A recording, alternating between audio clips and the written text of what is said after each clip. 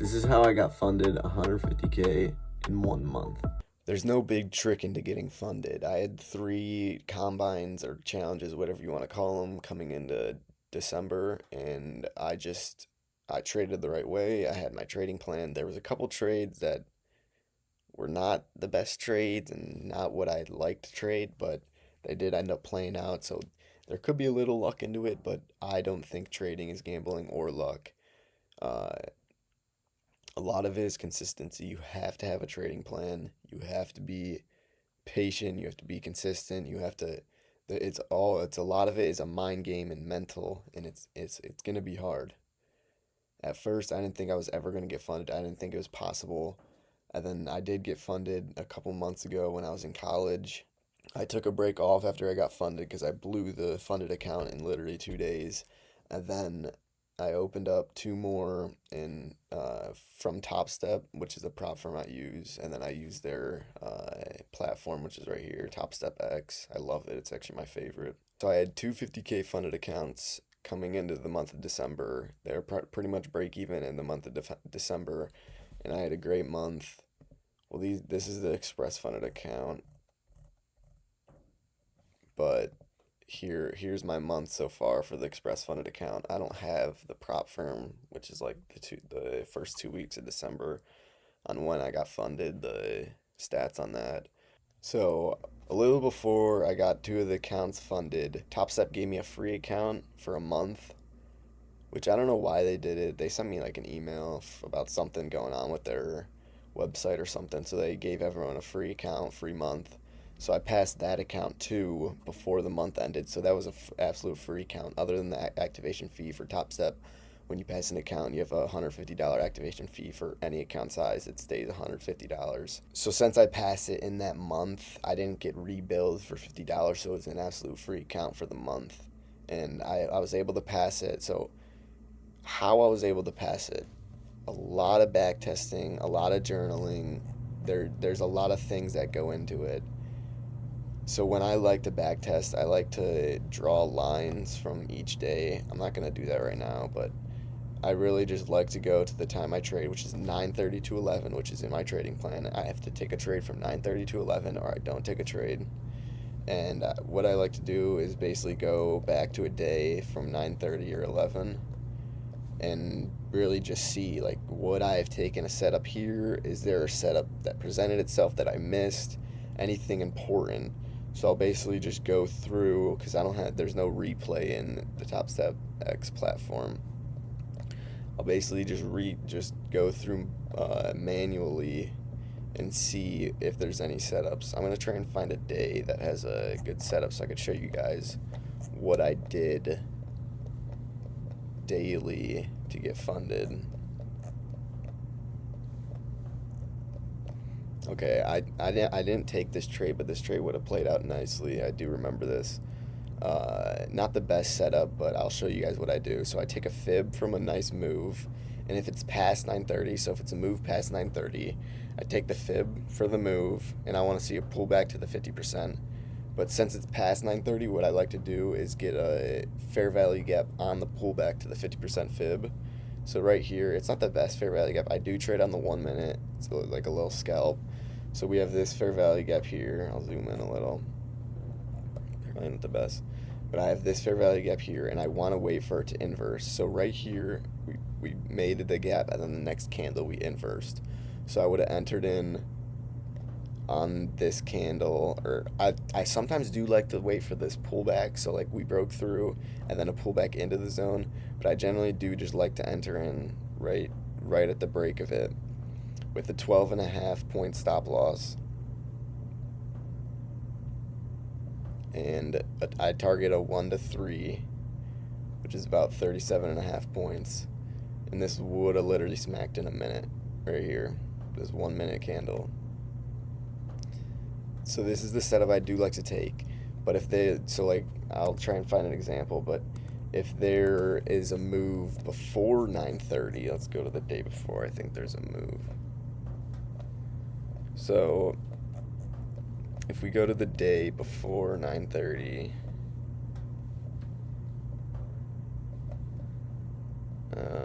yes, okay, so right here. So since this is before 9:30, as you can see down below here, uh, and there's a move right here that I draw a fib for. I like to see a move with a gap on that move. So there's a gap here, a nice gap. I like to see the pullback to the 50% to tap in the gap. So the gap has to be around the 50% fib to bounce up, to break the zero up here, this zero on the fib, break it up on the upside, and for this gap to get inversed at 9:30 or a little later at 9:30. So right here, literally right at 9:31, we broke the gap and would have loved to enter in right here. I think I missed this trade as well with a 12.5 point stop loss and targeting a 1 to 3 right here, and it would have smacked in like 4 minutes. Now, another big thing when trying to get funded is risk management.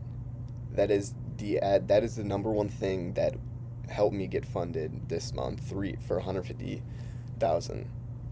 When it comes to risk management, I suggest, and what I started to do is, since I go for a 1 to 3, as you can see right here, the risk to reward ratio 3, so it's like a 1 to 3.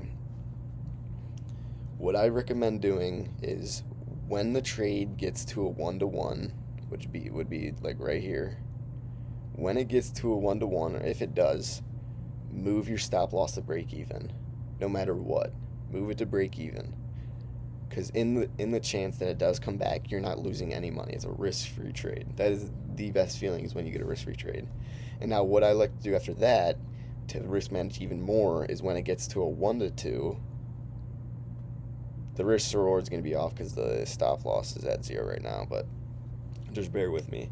So when it gets to a 1 to 2, then I like to trail my stop loss. So then, like, I can't really show it. I'll show it with a line. So what I like to do is, so like my stop loss is right here for break even. And then what I like to do is, once it gets to a 1 to 2 like this, I'll trail my stop loss. So I would have got to a 1 to 2 here. I probably would have left it at like a 1 to 1 for my stop loss. And then once it creates a higher low, so as you can see, I'll leave that there, as you can see right here. So lower low, higher low, lower low. So when it creates that higher low, I like to move my stop loss at that higher low of the wick. And then let it keep playing out, maybe trail it a little more. But once it gets to the 1 to 3, I'll still hold. So that's another thing that helped me get funded. I'll still hold past the 1 to 3, so I risk 250 for 750.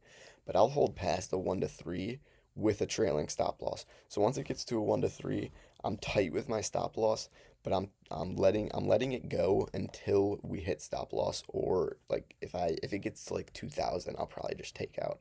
But so I'm holding, or sorry, I'm pulling my stop loss tight once it gets to a 1 to 3, but I'm also trailing it super tight, so I'm not like missing out on big money. So I'm trailing it super super tight until like we would have seen this green candle up, and it would have took me out for, what is that, around a 1 to 4, close to 1 to 5. So that is one of the biggest things that I recommend doing to get funded, or even on live accounts, on anything to get payouts, is risk management, because that is something I never did, and I think is the biggest reason why I never got funded. Another really good thing to do is take days off. You have to have a trading plan. My trading plan is, if I have 2 winning days of a 1 to 2 or higher, I take the next day off, no matter what. Even if I see a perfect setup, no matter what it is, I'm not taking a trade. And if I take 2 losses, which is would be $500 total, 250 for each day, then I'm not trading the next day. You gotta have breaks. You're gonna get overwhelmed. You're gonna get burned out from trading. It is a lot of repetitiveness. Sorry, I cannot say that word. But you just have to push through it. So like this week, since it's Christmas coming up, I'm not trading. I don't care. I'm waiting till 2025 to trade these funded accounts so I can get my first payout. I have not got my first payout, but this is only my second time being funded. So what I like to do is, another thing that I like to do, when I'm not trading on those days. I am in Andre's VIP. He's a pretty big trader coming up. So he has a VIP. I bought his mentorship, And what I like to do is be in the VIP, even though like he might not be trading or other people will be trading, no matter what it is. I like to come on the charts, be in VIP with them, just be there, be present, and even though I'm not taking a trade, look for setups, but don't have that urge to trade. Even though you might see a perfect setup, you're not trading that day. You have to be true to yourself. So what I like to do is just come to the charts. It's 8:48 right now.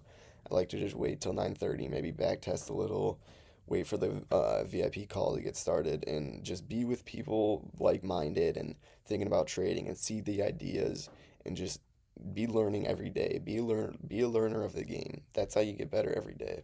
I mean, to show proof right here, you could see three 50K express funded accounts. I have one copy traded, so for two accounts, they're both up 1,000, as you can see up here.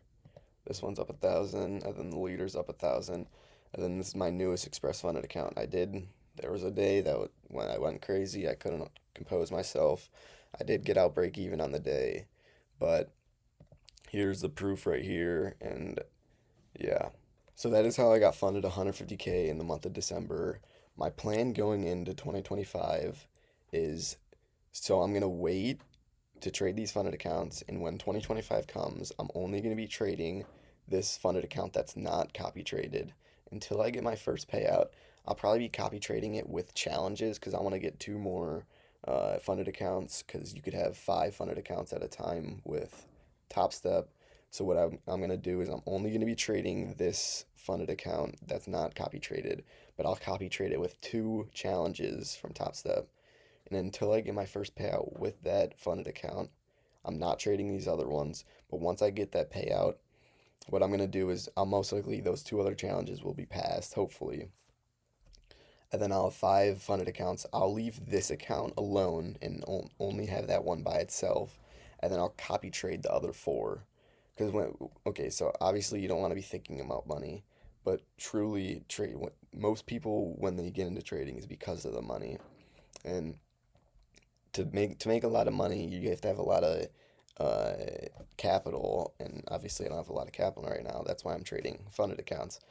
But a really good thing and something that's pretty new that I've known of is copy trading. It's not super new, but it's like newer to the community. I've heard from a lot of YouTubers and stuff.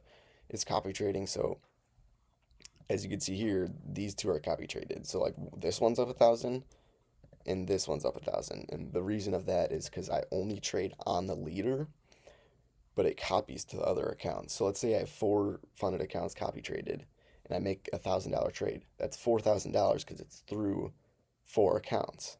That's when it really gets into like leveraging and like really making a lot of money. But that is my plan going into 2025 is to have one funded account, get a payout with two challenges following it, get those passed, and then I'll have one funded account on its own and four copy traded, and hopefully to just leverage those and get those accounts up, and then hopefully get some payouts in 2025.